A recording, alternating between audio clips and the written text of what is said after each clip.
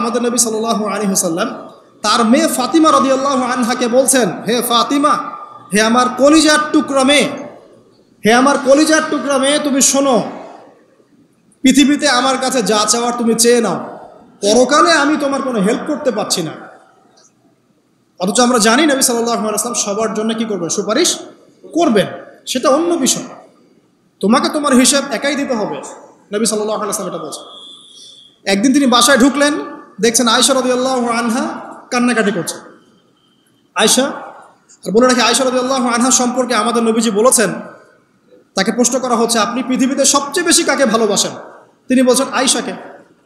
তারপরে কাকে ভালোবাসেন? আবু বকর। তারপর কাকে ভালোবাসেন? ওমর। কথা বুঝতে পারছেন? তো সেই আয়েশা রাদিয়াল্লাহু আনহা বাসায় কান্নাকাটি করছেন। তিনি বলছেন, কি জন্য কাঁদছো হে আয়েশা? আয়েশা রাদিয়াল্লাহু আনহা বলছেন, জাহান্নামের আযাবের ভয়ে আমি কাঁদছি।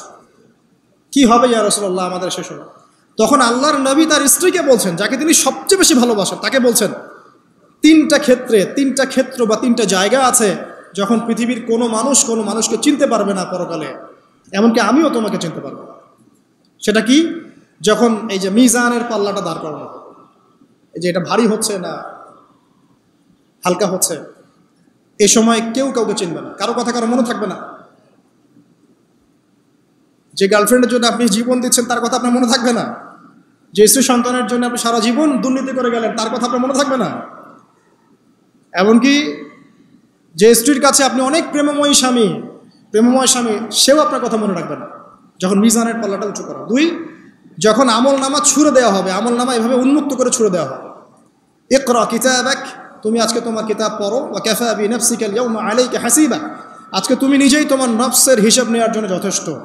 এই সময় আয়েশা আমি তোমার কথা মনে রাখতে পারবো না।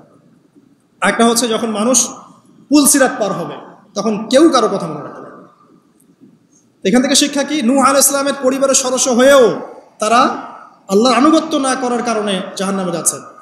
লূত আলাইহিস সালামের পরিবারের সদস্য হয়েও ঈমান না আনার কারণে তারা কি করছেন? জাহান্নামে যাচ্ছেন।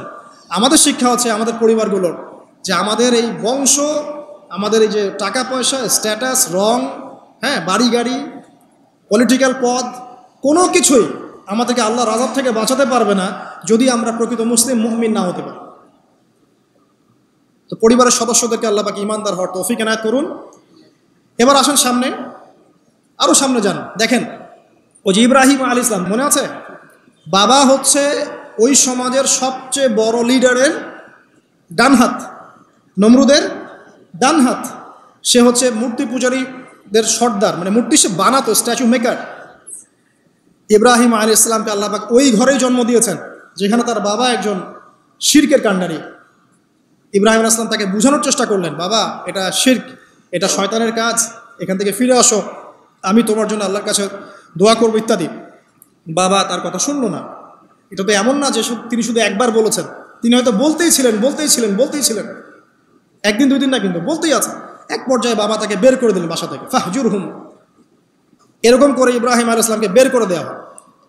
কিন্তু তিনি বললেন, সালামুন আলাইক, বাবা আপনার উপর শান্তি বর্ষিত হোক, হ্যাঁ আমার আব্বা আপনার প্রতি শান্তি বর্ষিত হোক, আমি আল্লাহর কাছে আপনার জন্য দোয়া করব।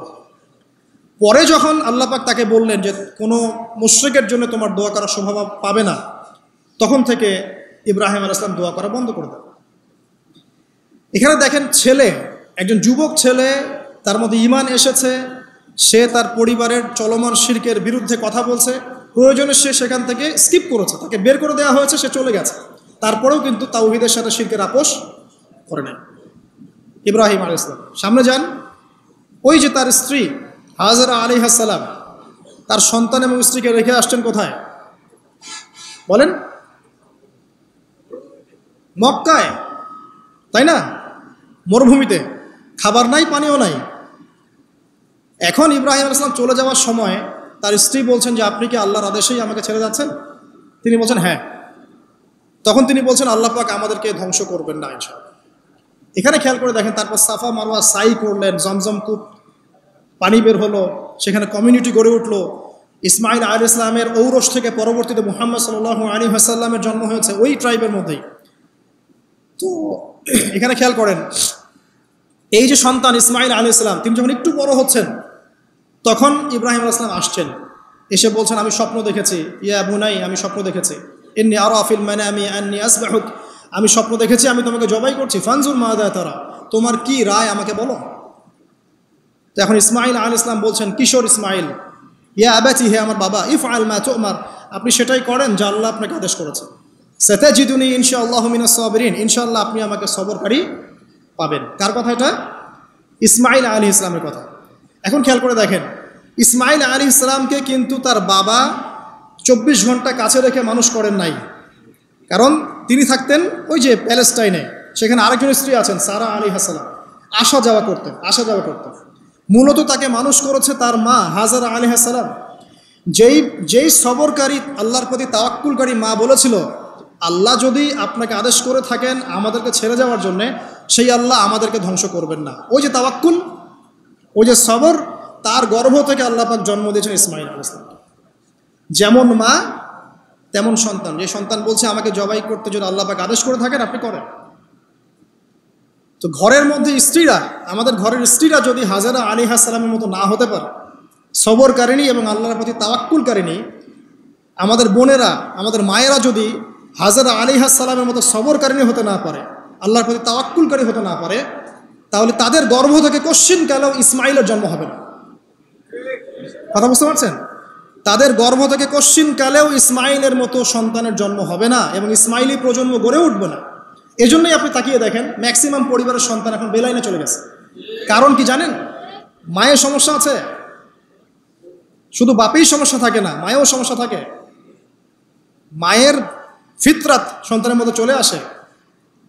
তো নারীরা যদি আল্লাহর আনুগত্যশীলা না হয়, মুমিনা মুসলিমা, 5 ওয়াক্ত নামাজ পড়া, লজ্জাস্থানের হেফাজত করা, খাস পর্দা করা, হ্যাঁ, স্বামীর আনুগত্যকারী, প্রেমময়ী, তারা যদি না হতে পারে, সবরকারিণী, তাওয়াক্কুলকারিণী, তাহলে ওই মায়েদের গর্ভ থেকে আপনি ইসমাঈলের মতো সন্তান কিন্তু পাবেন না। ইল্লা মাশাআল্লাহ, ইল্লা মাশাআল্লাহ। আরও সামনে যান, দেখেন নবী মূসা আলাইহিস সালাম একজন ব্যক্তিকে একটা ঘুষি দিয়েছেন, সেই ব্যক্তি ওইখানে স্পট ডেড। আর ফেরাউনের লোকজন তাকে ধাওয়া করছে। মূসা আলাইহিস সালাম মিশর থেকে চলে গেলেন মাদিয়ান নামক জায়গায়। মাদিয়ানে আরেকজন নবী আছেন, তার নাম হচ্ছে শুআয়ব আলাইহিস সালাম। সেখানে গিয়ে তিনি গাছের নিচে বসে আছেন। দেখলেন দুজন মেয়ে দূরে দাঁড়িয়ে আছে, পানি নেয়ার মতো চান্স পাচ্ছে না। ওই কওমের লোকজনের শক্তি বেশি, তো তিনি একটু শক্তিশালী ছিলেন মূসা আলাইহিস সালাম। তিনি গেলেন, গিয়ে শক্তি খাটিয়ে ওদেরকে পানির ব্যবস্থা করে দিলেন। দিয়ে আবার সেই গাছের এখানে এসে বসলেন, বসে আল্লাহর কাছে দোয়া করছেন, রব্বি, হে আমার রব, লিমা আনজালতা ইলাইয়া মিন খাইরিন ফাকির। এখানে কিন্তু তার কোনো গৃহ নাই, থাকার জায়গা নেই, খাবার কিছু নাই, কোনো পরিচিত কেউ নাই, একদম নিঃস্ব শূন্য হাতে হাত উঁচু করে আল্লাহর কাছে বলছেন, রব্বি ইন্নী লিমা আনজালতা ইলাইয়া মিন খাইরিন ফাকির। হে আল্লাহ, আপনি আমার উপর যে অনুগ্রহটা বর্ষণ করবেন, আমি এর জন্য ভিখারি হয়ে বসে আছি। এবার আল্লাহ পাক ওই একটা মেয়েকে পাঠালেন। ওই মেয়েটা আসলো লাজুক ভঙ্গিতে, লজ্জাশীলতা, চোখ নিচু করে। এই যে এখনকার এই যে ব্লাউজ ছাড়া শাড়ি পরা জেনারেশন না, এরা চক্ষু নিচু করে আসলেন। এই হাঁটাটাকে আল্লাহ পাক প্রশংসা করেছেন। সে লজ্জাশীলতার সাথে হেঁটে আসলো, এসে মূসা আলাইহিস সালামের সামনে দাঁড়িয়ে চক্ষু নিচু করে বলল যে আমার বাবা আপনাকে ডাকছেন, আমার বাবা আপনাকে ডাকছেন। এই লজ্জাশীলতা মেয়েদের মধ্যে কোথায় পাবেন এখন? একটা হাদিস আছে, যখন তোমার মধ্যে লজ্জা থাকবে না, তোমার দ্বারা যে কোনো পাপ করা সম্ভব। হাদিস আছে, যে কোনো পাপ করা সম্ভব। বিকিনি পরেও কয়দিন পর ঘুরবে এরা, আমি বলে দিচ্ছি, দেখে নিন ইনশাআল্লাহ। এবং এই আন্দোলন করতে করতে এক পর্যায়ে এমন একটা অবস্থা হবে, দেখবেন যে ওটা পরেও রাস্তায় ঘুরছে। মানে ওরা দেশটাকে ওই আমেরিকান এবং ব্রিটেনদের পশ্চিমা সংস্কৃতির রঙে সাজাতে চায়। আর এই নোংরা অসভ্যতার নাম দিয়েছে প্রগতিশীলতা। শয়তান অনেক বেশি প্রগতিশীল ছিল এবং এখনো আছেও। ওই মেয়ের হেঁটে আসাটাকে আল্লাহ পাক প্রশংসা করছেন। আসার পরে তিনি যখন বলছেন আমার বাবা আপনাকে ডাকছেন, তিনি গেলেন, তখন ওই শুআয়ব আলাইহিস সালাম বলছেন যে আমার এই দুই মেয়ের মধ্যে একজনকে আমি তোমার সাথে বিয়ে দিতে চাই। মূসা আলাইহিস সালাম সেখানে বিয়ে করলেন। শর্ত হচ্ছে 8 থেকে 10 বছর তাকে তার ফার্মে চাকরি করতে হবে, কৃষিকাজ মানে গবাদি পশুর, এখানে 8 থেকে 10 বছর তাকে সার্ভিস দিতে হবে, এটাই মোহর। তো এটা আমি এখন বুঝি যে মুসা আলাইহিস সালামকে আল্লাহ পাক এই যে রাখালির কাজ করিয়েছেন কেন জানেন? কারণ এই কাজগুলো মানুষের ধৈর্য বাড়ায়। মুসা আলাইহিস সালামকে পরে আল্লাহ পাক বড় একটা দায়িত্ব দিবেন, এই কারণে তাকে ট্রেনিং দিচ্ছেন এখানে। তাকে আরো বড় একটা জাতিকে সামলাতে হবে যারা আরো অনেক বেশি উদ্ধত, অনেক বেশি গবাদি পশুর মতো। তারা কারা? ওই যে বনু ইসরাইল। চোখের সামনে দেখলো আল্লাহ পাক ফিরআউনকে ডুবিয়ে দিলেন, তারপর 40 দিনের মধ্যে আবার শিরিক করা শুরু করে দিল। আমাদের নবী মুহাম্মদ সাল্লাল্লাহু আলাইহি সাল্লামকে একজন কষ্ট দিয়েছিল, তো কষ্টটা এত ডাইরেক্ট দিয়েছে, এসে বলেছে আপনি ইনসাফ করেন, হে মুহাম্মদ সাল্লাল্লাহু আলাইহি ওয়াসাল্লাম, আপনি ইনসাফ করেন, আপনি ইনসাফ করছেন না। তো সাহাবীদের চোখ মুখ লাল হয়ে গেল যে এত বড় কথা নবীকে বলে। তখন নবী সাল্লাল্লাহু আলাইহি ওয়াসাল্লাম বলছেন, দাঁড়াও, আমার ভাই মূসাকে তার কওম আরো অনেক বেশি কষ্ট দিয়েছে। মানে মূসা আলাইহিস সালামের কষ্টের কথা চিন্তা করে আমাদের নবী সান্ত্বনা নিচ্ছেন, যেটা তো কিছুই না। মূসা আলাইহিস সালামকে তার কওম আর অনেক বেশি কষ্ট দিয়েছে। তো এই কওমকে সঠিক পথে চালানোর জন্য আল্লাহ পাক 8 বছর তাকে রাখালি করিয়েছেন। আর আপনারা জানেন কিনা জানি না যে বেশিরভাগ নবী কিন্তু কৃষিকাজ করেছেন, এটা জানেন? তো যারা কৃষিকাজ করছেন আপনারা এখানে নিজেকে হীনমন্যতায় ভোগার, ছোট মনে করার কোনো সুযোগ নাই। আপনি একটা নোবেল প্রফেশনের মধ্যে আছেন, খাঁটি প্রফেশনের মধ্যে আছেন, ঠিক আছে? তো দেখেন, এবার মূসা আলাইহিস সালাম একজন ভালো গার্ডিয়ান পেলেন, তার নাম শুআয়ব আলাইহিস সালাম। সেখানে বাড়ি পেলেন, সেখানকার জামাই, তিনি চাকরি করছেন, মানে তার সব কিছুই অনুকূলে। ওই যে দোয়া কিন্তু কবুল হয়ে গেল। সতী পুত পবিত্র একটা মেয়ে আল্লাহ পাক তাকে দিয়ে দিলেন। কারণ মূসা আলাইহিস সালাম ছিলেন অনেস্ট, মূসা আলাইহিস সালাম ছিলেন একটা সৎ ব্যক্তি, অনেস্ট, যিনি কখনো অশ্লীল কোনো পথে পা বাড়ান নাই। ঠিক তেমন একজন মেয়েকে আল্লাহ পাক তার জীবন সঙ্গিনী করে দিলেন। তাই আমাদের শিক্ষা হচ্ছে, আমরা যদি নিজেদেরকে পবিত্র রাখতে পারি, তোমাদেরকে বলছে ইনশাআল্লাহ তুমি তোমার জীবনে পুত পবিত্র নেককার স্ত্রী পাবে। কিন্তু তোমরা যদি এখনকার এইসব প্রলোভনে পড়ে যে না মদ, পর্ন, হাবিজাবি সব কিছুর মধ্যে ঢুকে যাও, মাদক ইত্যাদির মধ্যে, পুত পবিত্র নারী আসবে না। দেখবা যে এমন নারী তোমার জীবনে আসছে যে নিজেও পবিত্র না। কিফা অনকে রম, আল্লাহ পাক ব্যালেন্স করেন সবসময়, ইল্লা মাশাআল্লাহ। শুধু তাই নয়, শুআয়ব আলাইহিস সালামের মতো একজন গার্ডিয়ান তিনি পেলেন, যিনি তাকে দিনের পথে হেল্প করলেন। পরবর্তীতে মূসা আলাইহিস সালাম নবী হলেন। এখান থেকে একটা প্রমাণ আছে, দলিল, সেটা হলো বাড়ির গার্ডিয়ান যদি দিনদার হয়, শুআয়ব আলাইহিস সালামের মতো সাপোর্টিং হয়, পরিবারবর্গকে দিনের জন্য সাপোর্ট করছে, সেই পরিবারের মধ্যে শান্তি আসবে ইনশাআল্লাহ। এবং সেই পরিবারের যুবকরা সৌভাগ্যবান, যুবতীরাও সৌভাগ্যবান, সেই পরিবারের সন্তান সন্ততিরা সৌভাগ্যবান। তাই পরিবারের গার্ডিয়ান যারা আছেন, আজকের খুতবা শুনছেন, আপনারা সাপোর্টিভ হন, পরিবারকে দিনের ক্ষেত্রে সাপোর্ট দেন, একটা ভালো প্যারেন্টিং করেন, মানে সন্তানদেরকে সুন্দর প্যারেন্টিংসের মধ্যে নিয়ে আসেন। আসুন সামনে যাই, এবার একটু কনক্লুশনের দিকে যাচ্ছে, আসেন। তো কোরআনের পরতে পরতে এরকম দলিল আছে। আরও দেখবেন, ইয়াকুব আলাইহিস সালাম মৃত্যুবরণ করছেন, সন্তানদেরকে ডেকে বলছেন যে আমার পরে তোমরা কার ইবাদত করবে। মানে তিনি কনসিয়াস যে আমার পরে বাচ্চা কাচ্চারা আবার যেন বিভ্রান্ত হয়ে না যায়, তোমরা কার ইবাদত করবে ডেকে বলছেন। আর আমরা ওই সময় ডেকে বলতাম যে আমার ব্যাংকেরে 10 কোটি টাকা আছে, 1 কোটি ওকে দিস, আর 1 কোটি ওকে দিস, হ্যাঁ আমার জমি জমা এগুলা আছে, ওকে এটা দিস, ওকে এটা দিস। উনি ডেকে বলছেন তোমরা আমার পর কার ইবাদত করবে। সন্তানরা বলছে আমরা এক আল্লাহর ইবাদত করব, যার ইবাদত আপনি করেছেন, আপনার পিতাও করেছেন। সচেতন গার্ডিয়ান। সামনে যান, আপনি দেখবেন ইউসুফ আলাইহিস সালাম, যিনি যে জেলখানায় বন্দী হলেন, পরে মিশরের খাদ্যমন্ত্রীর দায়িত্ব পেলেন, তার বাবা ইয়াকুব আলাইহিস সালাম কাঁদতে কাঁদতে চোখ অন্ধ হয়ে গেল।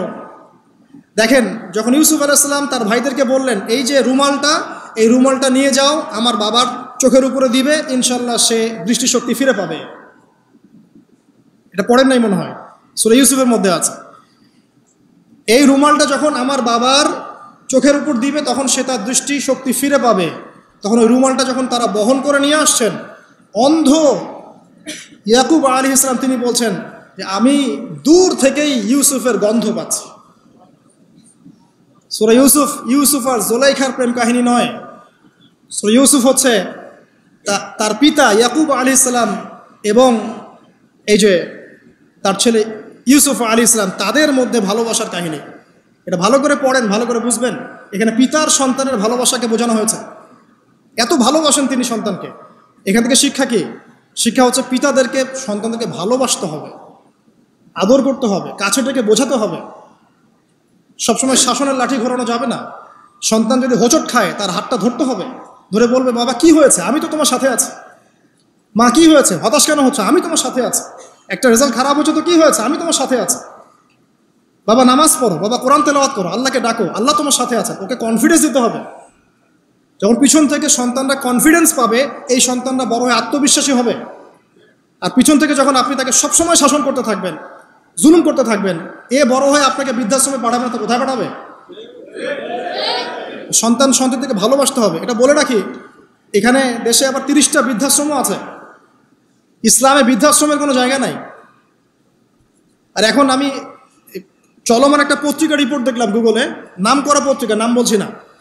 তারা বলছে এখন বৃদ্ধাশ্রম সময়ের দাবি, বৃদ্ধাশ্রম এখন সময়ের দাবি, নাউজুবিল্লাহ। আর ইসলাম বলছে সবচেয়ে সেরা অধিকার দিবে মাকে, তারপরে মাকে, তারপরে মাকে, তারপর বাবাকে। মায়ের পায়ের নিচে জান্নাত, বাবার সন্তুষ্টিতে আল্লাহর সন্তুষ্টি, এগুলো ইসলাম বলছে। আর এখনকার সভ্যতা আমাদেরকে বলছে যে বৃদ্ধাশ্রম এখন সময়ের দাবি।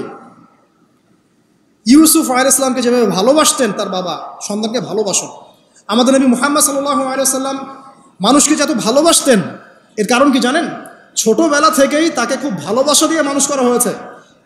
তার মা তাকে ভালোবাসতেন, তার দুধ মা তাকে ভালোবাসতেন, তার দাদা আব্দুল মুত্তালিব তাকে সাথে করে নিয়ে ঘুরতেন, কাবার সামনে বসাতেন, বসিয়ে বলতেন তার নাম হচ্ছে মুহাম্মদ, প্রশংসিত। এই নামটা তখন আরবে কেউ রাখতো না। আমার এই নাতি, আমার এই ছেলের ছেলে ইনশাআল্লাহ এ বড় হয়ে নেতা হবে, এই কথা বলতেন। তাকে আত্মবিশ্বাস দিতেন। এমনকি তার দাদার ইন্তেকালের পর তার চাচা আবু তালেব মুসলিম না হয়েও সুদীর্ঘ সময় পর্যন্ত ভাতিজাকে সাপোর্ট দিয়েছেন। এই সাপোর্ট দেয়, কনফিডেন্স, এগুলো খুব ইম্পর্টেন্ট।